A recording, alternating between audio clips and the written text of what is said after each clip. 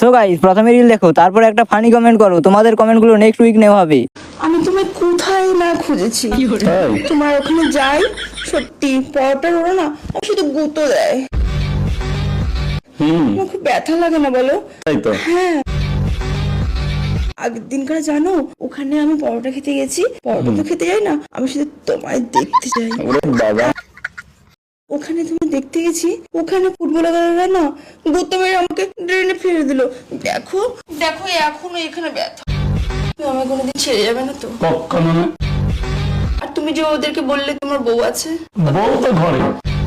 আচ্ছা আমি তাহলে ওখানে ওখানে তাহলে কেউ আসবে না তোমাদের মাঝে? কেউ আসবে? আমরা সোম মঙ্গল বুধ করবো, হ্যাঁ, বাকিটা ইতিহাস। রাজু দা কেন বলবো, তুমি তো ওদের জন্য দাদা, বৌদিরা তো আমি। বলছি রাজু বাবু, বলছি চলো না সাইডে যাই একটু, চলো। তোমার জন্যই বানানো সবকিছু, এই বাগান এই পাহাড় সবই তো আমার। মাঞ্চু দা যেরকম একটা গান বের করেছে না, সেই হাবুড়া গুমা সব কাঁপাবো আর মাঝে মাঝে তোমার ওই পরোটাটা খাবো। হ্যাঁ ঠিক আছে, দুজন মিলে তাহলে ভালোই। গরম লাগছে, খুলে দেবো এখানে সব? এখানে খুলো না, পাশে চলো। কি করছিস? এখান দিয়ে কি বাবা, আর রাজুদা তুমি কাজ কি সব?